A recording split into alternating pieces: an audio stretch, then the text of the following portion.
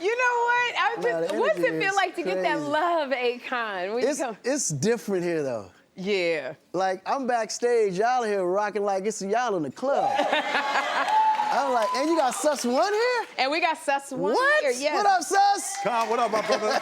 Oh, no, you popping. You know what? I just want to say happy belated birthday to you because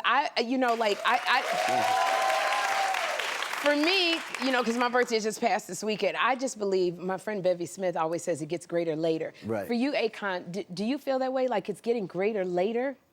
Man, to be honest, I just feel blessed every single day I wake up. Yes, yes. You know, and only because I know how it used to be versus how it is now. Uh-huh. Have you ever been in a time in your life when you just didn't know what the future held for you? You know? Absolutely. You know what I mean? So now to see every day that I got so many things that I can decide I want to do is the blessing in itself. It's a blessing in itself. Yeah. And you grew up in Senegal.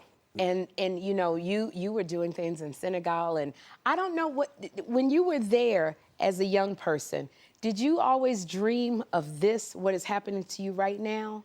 Well, that's the thing. Because you became this superstar. Right. Yes. But as a young person, I didn't even understand what America was. Like, the concept of the United States wasn't even in my mind. Okay. I just know I was a young kid from Kaolack, which is a small village in Senegal.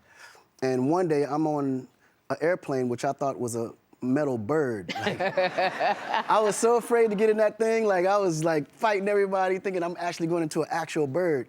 But then imagine coming from horses and carriages to an airplane flying in the air, and then you land over New York City and see buildings that reach the sky. Yeah. Like, I thought I died and went to heaven. Because I didn't know, I had never seen anything like that before. So it was like, and then eating Frosted Flakes for the first time, the most delicious. It was that delicious. was the experience, Frosted Flakes, huh? Frosted Flakes, my first meal in America. It's so funny because I know, growing up in Senegal, you've always done so much for your community. And I know that you've been doing a lot for Senegal. What are some of the things you've been doing for your community over there? Oh, my goodness. I mean, well, we started with Confidence Foundation, which is a foundation where we went into all the, small rural areas, and then we kind of just updated all the schools. We remodeled them, put new computers, air conditioning, playgrounds, and then we went from that to actually providing electricity to all the rural areas. Really? Yeah. Are you feeling like you want to give people a chance to dream and do what you are doing now? Well, now, I think in the beginning it was more so trying to provide an opportunity and an experience that I had experienced that my friends back home in Africa hadn't. Yeah. And then it went from that to understanding, okay, I had a role to play in life.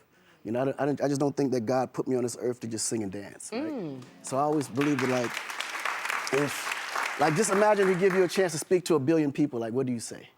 Ooh. Drop that ass, oh. You know what I'm saying? There has to be something bigger, It gotta be something bigger. And me, being the fact that I was coming from Africa, it was even bigger because Africa has been such a pinnacle of developing the rest of the world. Yes. But yet, the reminder of what it did for the world has never been conceived in a way to where I said, okay, somebody has to take a step to find a way to rebuild Africa. So I feel like that's my purpose. Absolutely. That is the place to be. Everybody is now embracing and going back. Right. But here, I know you played a big part in Lady Gaga's success. Yeah, and she blew everybody away when she was at Coachella. When you were watching Lady Gaga, Akon, was there something you recognized in her, that it factor? How'd you know she would be that one? You don't really know until you see it. Okay.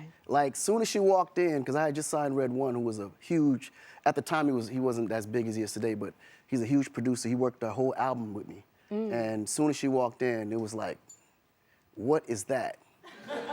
Because she looked like she was coming straight from the 80s. Okay. But she's a classical pianist naturally.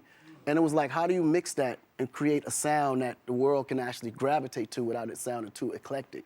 And that was the biggest challenge, and I think that's the problem she probably had before she signed to me before that. Okay, but it's so funny because she was doing like little clubs, and now she's doing arenas, stadiums, Lady Gaga. So when you look at that, do you just like, you know, brush your shoulders off and like, that's amazing? No, I just thank God every day that he allowed me to be a part of that legacy, because I think what she's created in pop music is like, just to be attached to that is a blessing in itself, you know what I mean?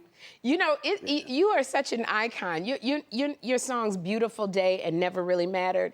It's so funny because they're breaking records on TikTok. Like, what do you think? Like, you got a whole new generation who are discovering who you are as an artist. My nephew was like, you know, there's this artist auntie named Akon. And I was like, what? What do you mean this artist named Akon? Like, how do you feel knowing that you got a new generation? That's probably the best feeling I had, because it was a thing called On the Radar, which is like a small podcast that a lot of the younger artists actually, you know, perform on. And I went on it because I wanted to engage to the younger artists. And I'm looking at the comments. And then after I performed Locked Up, they was like, yo, oh, he up next.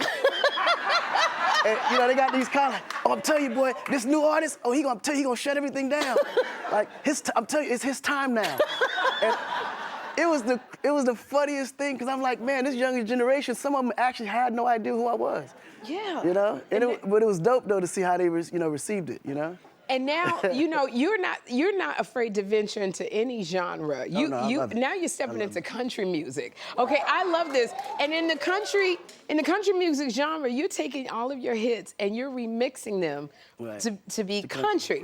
I just want to know, smack that, because I love smack that. Smack that all on the floor. Smack that and Bonanza. How do you countrify that, Akon? He said, show us. Look at Smack that all on the floor. Smack that. Give me some more. Smack that till you get so. Smack that. Yeah, I think smack that might be more of a honky tonk country. Okay. We going here with that one. We're doing all the classics in country. Really? 100%. Oh my goodness. So now you got a new album. Okay, I'm so excited for this new album because has it been about 10 years? Yeah. Since you had your last album out? Yeah, at least. Okay, what took you so long, Akon? Man, I was in Africa. Okay. Time just flew past. Literally, time flew past. I mean, it was the craziest thing, because 2008 was my last official album. All right. Which was the Freedom album. And then I was producing the music for the World Cup in 2010. For FIFA, yes. Went to South Africa, and then from there I ended up landing in Nigeria. And what we created in Nigeria was what you see now and hear as Afrobeats, right? So Wizkid was the first artist that we signed back in 2008.